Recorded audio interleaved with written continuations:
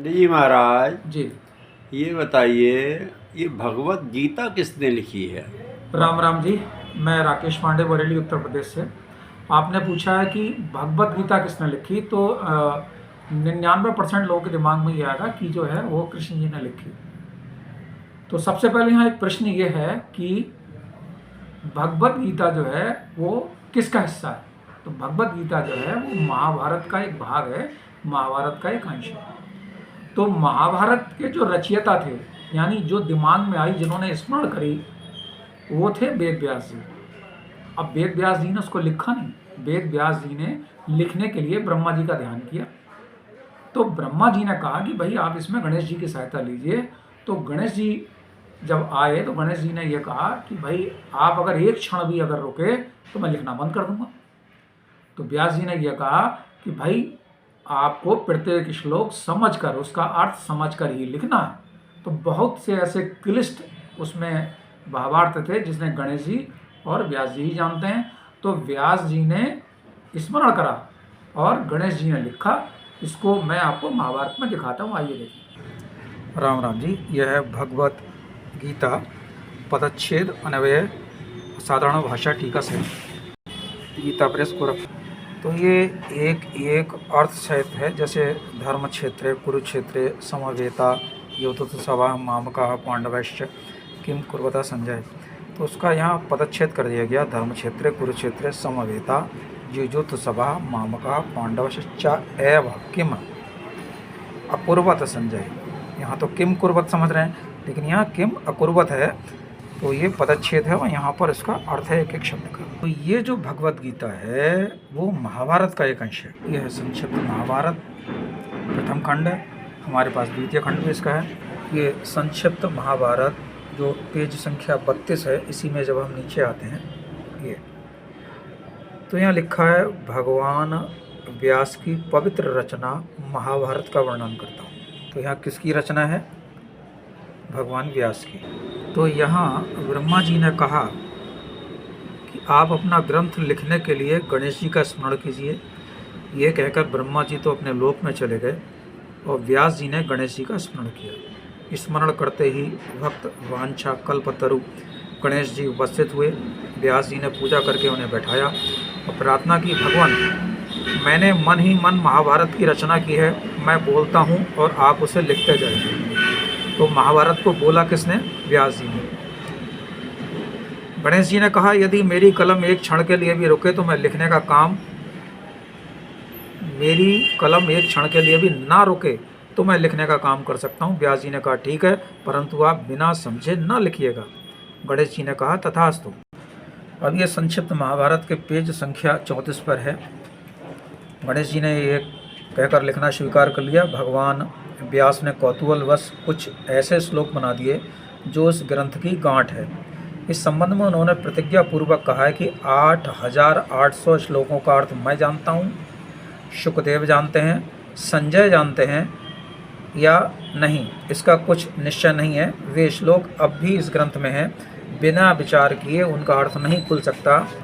तो क्या सर्वज्ञ गणेश जी जब एक क्षण तक उन श्लोकों के अर्थ का विचार करते थे तो उतने में ही महर्षि व्यास दूसरे श्लोकों की रचना कर डालते थे। ये महाभारत ज्ञान रूप अंजन की सलाई से अज्ञान के अंधकार को भटकते हुए लोगों की आंखें खोलने वाला है। तो ये महाभारत किसने लिखा? ये लिखा है व्यास जी ने, बोला है, और गणेश जी ने लिखा है। इसी में हमें वर्णन मिलता है कि वेद अल्पज्ञ से भयभीत रहते हैं कि कहीं हमारा सत्यानाश न कर डाले। ये अल्पज्ञ यानी कम ज्ञानी देवताओं ने महाभारत को तराजू पर वेदों के साथ रखकर तोला और उस समय चारों वेदों में इसकी महत्ता अधिक सिद्ध हुई। महत्ता भगवत्ता के कारण ही इसे महाभारत कहते हैं।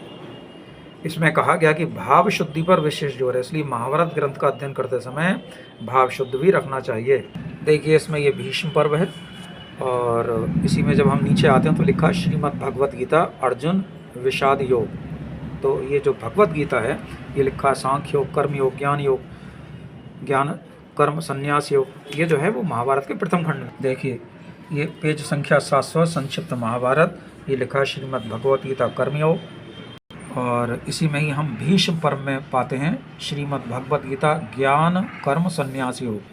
इसी में ही हम पेज संख्या 705 पर पाते हैं श्रीमद् भगवत गीता कर्म संन्यास योग। इसमें कहा गया कि जो पुरुष ना किसी से द्वेष करता है ना किसी की आकांक्षा करता है, वो कर्म योगी सदा सन्यासी ही समझने योग्य है। इसी में पेज संख्या 707 पर बताया गया है, ये महाभारत है, ये भीष्म पर श्रीमद् भगवत गीता आत्मसंयोग। शरीर का नाश होने से पहले पहले ही काम क्रोध से उत्पन्न होने वाले वेग को सहन करने में जो समर्थ हो जाता है, वही पुरुष योगी है और वही सुखी है। जिनके सब पाप नष्ट हो गए हैं, जिनके सब संशय ज्ञान के द्वारा निवृत्त हो गए हैं, जो संपूर्ण प्राणियों के हित में रत हैं और जिनके मन निश्चल भाव से परमात्मा में स्थित हैं, वो ब्रह्मवेता पुरुष शांत ब्रह्म को प्राप्त होते हैं। इसी महाभारत की संक्षिप्त भगवत गीता में आत्म संयम योग भी है। इसमें लिखा है कि अपने आप को अधोगति में न डालो, क्योंकि मनुष्य आप ही अपना मित्र है और आप ही अपना शत्रु है। इसी श्रीमद् भगवत गीता में अक्षर ब्रह्म योग भी है। ये देखिए, जो पुरुष अंतकाल में भी मुझको स्मरण करता हुआ शरीर को त्याग कर जाता है, वो साक्षात स्वरूप मेरे स्वरूप को प्राप्त होता है। इसमें कुछ भी संशय नहीं। ये श्रीमद् भगवत गीता में राज विद्या भी है, इसमें संक्षिप्त महाभारत में है। ऐसे ही संक्षिप्त भगवत गीता में विभूति योग भी है। यह श्रीमद् भगवत गीता में भक्ति योग भी है। इसमें बताया गया है कि ध्यान से भी सब कर्मों के फल का त्याग श्रेष्ठ है, क्योंकि त्याग से तत्काल परम शांति होती है। इसी महाभारत के भीष्म पर्व में श्रीमद् भगवत गीता क्षेत्रज्ञ विभाग योग है।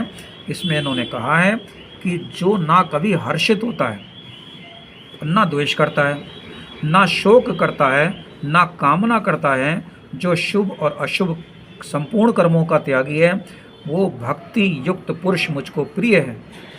जो शत्रु मित्र में, मान अपमान में सम है, जो सर्दी गर्मी सुख दुख आदि द्वंद्वों में भी सम है, आसक्ति से रहित है, यानी उसकी आसक्ति नहीं है किसी पर, जो निंदा और स्तुति को समान समझने वाला है, मननशील है, यानी किसी का चिंतन करता है, और जिस किसी भी प्रकार से शरीर का निर्वाह करने में ही सदा संतुष्ट रहता है, और रहने के स्थान में ममता और आसक्ति से रहित है, यानी जहाँ रह रहा वहाँ उसकी ना कोई ममता है ना आसक्ति है, वो स्थिर बुद्धि भक्तिमान पुरुष मुझको प्रिय है।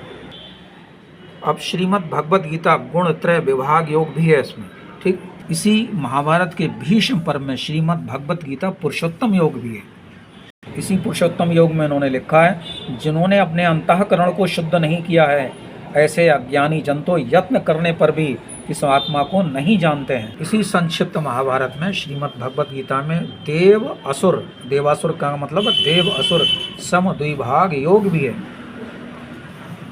आसुरी प्रकृति वाले मनुष्य कहा करते हैं कि जगत आश्रय रहित, सर्वथा असत्य और बिना ईश्वर के अपने आप केवल स्त्री पुरुष के संयोग से उत्पन्न हुआ है, अतः यह केवल भोग के लिए ही है। इसमें उन्होंने आगे बताया, इसमें श्री कृष्ण ने अर्जुन से कहा, काम क्रोध लोभ ये आत्मा का नाश करने वाले, उसको अधोगति में ले जाने वाले 3 प्रकार के नरक के द्वार हैं, अतएव इन तीनों को त्याग देना चाहिए। जो पुरुष शास्त्र विधि का त्याग करके अपनी इच्छा अनुसार मन माना आचरण करता है, वो ना सिद्धि को प्राप्त होता है, ना परम गति को, ना ही सुख को, तो शास्त्र विधि से नियत कर्म करने के योग्य है। तो आज मैं राकेश पांडे ने ये चर्चा की कि श्रीमद् भगवत गीता इस संक्षिप्त महाभारत का एक भाग है, और इसमें व्यास जी ने गणेश जी का स्मरण किया, और ये जो महाभारत की रचना की है व्यास जी ने, और गणेश जी ने इसको लिखा। और इसमें भगवान व्यास जी ने कौतूहलवश कुछ ऐसे श्लोक लिख दिए हैं जो इस ग्रंथ की गांठें हैं। 8800 श्लोक हैं जो कठिन है, जिसके ऊपर बहुत गहन चिंतन करेंगे तभी उसके अर्थ समझ में आएंगे। हरिओम। मैं पंडित राकेश पांडे, बरेली उत्तर प्रदेश, भारतवर्ष। हरिओम।